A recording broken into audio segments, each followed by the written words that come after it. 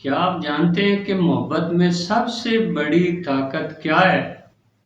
ये सिर्फ दिल से महसूस करना नहीं, बल्कि इसे वाज़ेह तौर पर ज़ाहिर करना है।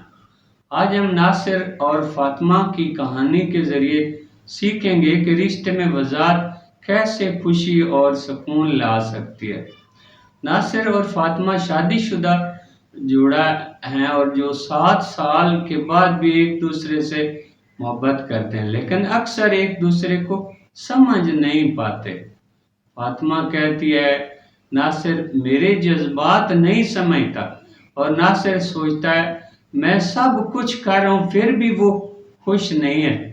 एक दिन फातिमा ने फैसला किया कि अब सब कुछ वाज़ेह होगा।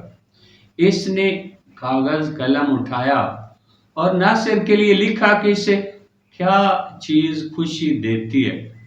दफ्तर से वापस आकर गले लगाना, जन्मदिन पर बैर खाना, बगैर कहे चाय बनाना, ये छोटी छोटी बातें मोहब्बत में जादू पैदा कर देती हैं। नासिर ने मुस्कुरा कर कहा, अगर तुम मुझे वाज़ेह बताओ तो मैं खुशी से ये सब कुछ करूंगा। मैं तुम्हारा दिमाग नहीं पढ़ सकता।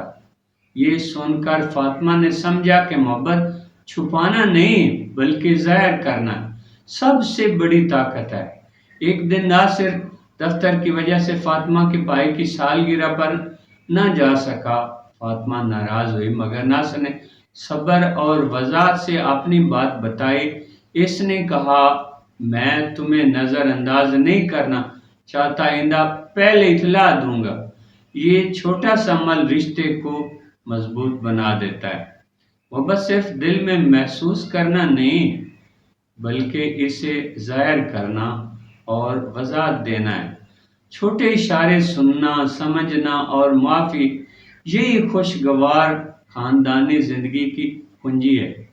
आज से अपनी मोहब्बत को साफ साफ बोलें, छोटी छोटी बातों में खुशी तलाश करें और रिश्ते को पायदार बनाएं।